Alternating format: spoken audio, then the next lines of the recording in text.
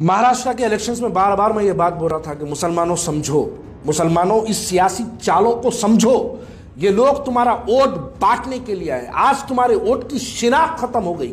आज तुम मुसलमानों का आज कोई रहनुमा महाराष्ट्र में नहीं रहा। क्यों नहीं रहा?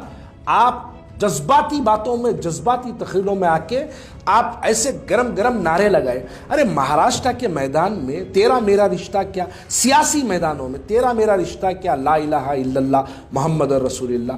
अरे मेरा भी रिश्ता वही है मेरे भाई। लेकिन आपके ये नारे से क्या हमारे हिंदू भाइयों के दिलों में मोहब्बत पैदा होगी आपको लेके?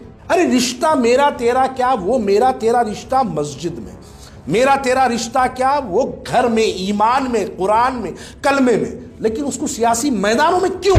असदुद्दीन अवैसी साहब संभल में 3 इलेक्शन लड़े अब तक। अब जाओ ना संभल को, आप 5 बच्चों को गोलियां मार दी। देखो महाराष्ट्र में आप एक full Z security plus MIM के पूरे लोगों की एक सिक्योरिटी में पब्लिक के जलसों में आते आके चले जाते। आप तो सिक्योरिटी में आते और चले जाते। अब गोलियां पड़ ली, आप कोई नहीं आता। वो बेचारा हमारा इमरान प्रतापगढ़ी, हमारा भाई, उन्हें बेचारा अकेला निहत्ता गाड़ी में 4 आदमी 2 आदमी के साथ संभल तक पहुंच गया। अरे आप इतने बड़े कायद है ना असदुद्दीन अवैसी साहब, 3 इलेक्शन लड़े ना संभल से, आप बार बार संभल को आप जाते थे ना। अब जाओ ना, क्यों नहीं जा पा रहे आप क्यों नहीं जा पा रहे? आप जा नहीं पा रहे नहीं, असल आप जाना नहीं चाहते।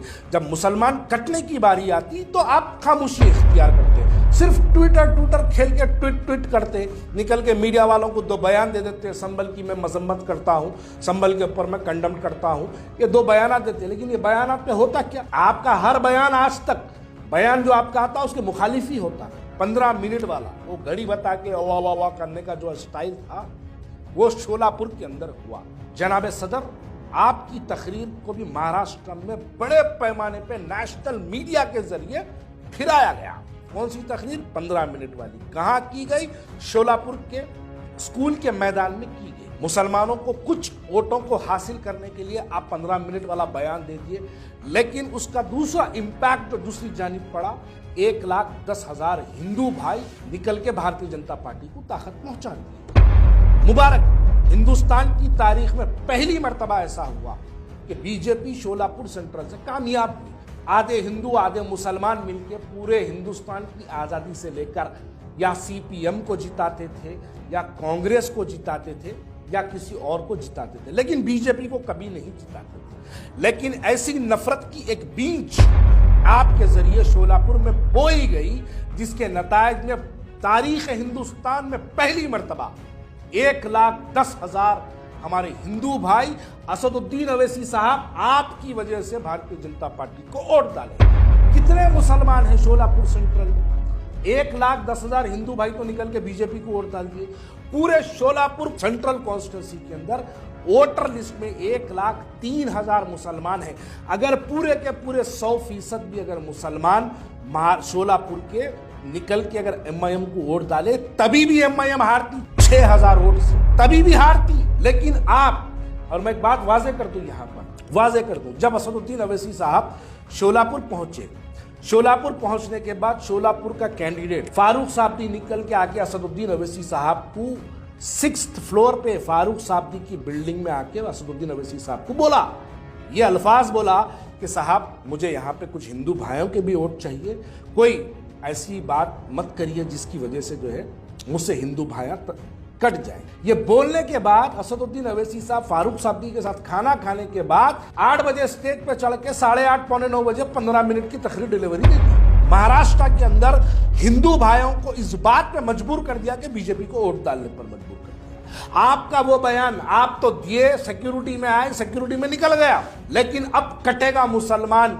अब पिटेगा मुसलमान, अब मार खाएगा मुसलमान, सियासी तौर पे जलील होगा मुसलमान, लेकिन आप अपनी सियासी रोटियां सेकते रहोगे। उधर से एक बयान आ गया बीजेपी की तरफ से, कटोगे तो बटोगे, एक रहो सेफ रहो। आप निकल के 15 मिनट बोल दिए, भड़काऊ भाषण आपके निकल गए। हुआ क्या? आप ले लिए 60,000, उन्होंने ला लिया 1,00,000, बीजेपी की बन गई सरकार महाराष्ट्र। इसके लिए मुबारकबादी देता हूं आपको। आप जिस मकसद से आप वहां पे गए थे वो मकसद को कामयाब करें। मुबारक। महाराष्ट्र से जीतने के बाद आपके इनाम में आपको अब ईडी की रेड नहीं पड़ेगी, अब आपके पास इनकम टैक्स नहीं आएगी, आपके पास सीबीआई नहीं आएगी, क्योंकि आप बीजेपी को महाराष्ट्र में जिता के आए। क्या 15 मिनट वाला बयान क्या हिंदू भाइयों को जमात को वोट दिलवाएगा? क्या 15 मिनट वाली तकरीर हिंदू भाइयों को वाह वाह असदुद्दीन ओवैसी साहब जिंदाबाद के नारे लगाएंगे? अरे हिंदू भाइयों के दिलों में गुस्सा पैदा होता। असदुद्दीन ओवैसी साहब, आप बहुत इंटेलेक्चुअल हैं, आप इंटेलेक्चुअलिटी आपकी बताती है कि आप चाहते थे कि वहां के हिंदू भाई बीजेपी के साथ चले जाए, जिसके अंदर आप कामयाब हो गए। मुबारक, 2-2.5 हजार लोग हैदराबाद से गए थे, पूरे महाराष्ट्र में गए थे। आप लोग जमात को जिताने नहीं गए थे मेरे भाई, आप लोग भारतीय जनता पार्टी को जिताने के लिए गए थे, जिसके नताइज देखो क्या है। 15 देखिए, आज मैं ये एक कमरे में बैठ के बोल रहा हूँ, एक कमरे में ही वीडियो के जरिए बोल रहा हूँ, कहां तक पहुंचेगी? बहुत दूर तक जाएगी।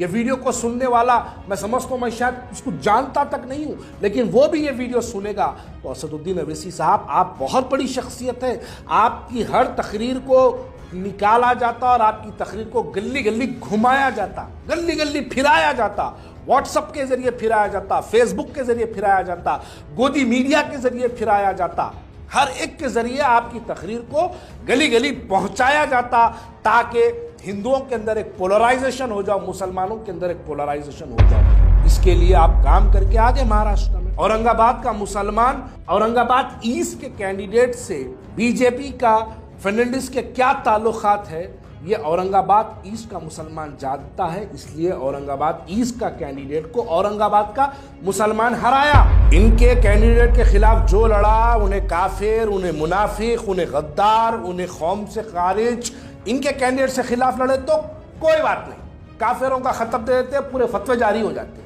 अबू आसिम आजमी मुसलमान नहीं है, आप नहीं डाले उसके खिलाफ मुस्लिम कैंडिडेट को, आप कोशिश नहीं करें अबू आसिम आजमी को हराने की, आप कोशिश नहीं करें वहां बीजेपी को जिताने की, वहां भी तो आप कैंडिडेट डाले। अरे ये बड़ा अजीब लॉजिक है भाई आपकी। आप उठा के लाके, आपके खिलाफ कोई लड़ा तो गद्दार, आपके खिलाफ कोई लड़ा काफिर, आपके खिलाफ कोई लड़ा मुनाफिक, आपके खिलाफ कोई लड़ा तो बीजेपी का दलाल, आपके खिलाफ कोई बोला तो सबसे बड़ा एजेंट। लेकिन आप, ओफ भाई साहब, आपके बारे में तो कोई बात ही नहीं करना, आपके से सवाल ही नहीं करना। आपसे सवाल करें तो हम काफिर हो जाते।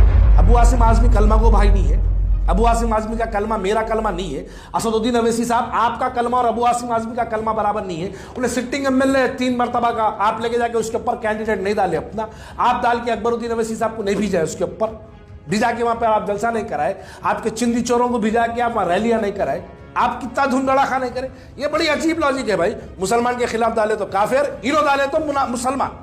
उलमाओं को सियासी मदाखिलत करने की क्या जरूरत? हमारे हैदराबाद में भी करे, नहीं करे। 184 उलमाए हमारे, कांग्रेस को वोट को डालो, बीआरएस को डालो बोले, तेलंगाना की अवाम नहीं सुन के डाली आपके खिलाफ, नहीं सुनी आपकी बात, कांग्रेस को इख्तियार में लाए। ये बात समझना, उलमाओं की जरूरत इसमें नहीं है।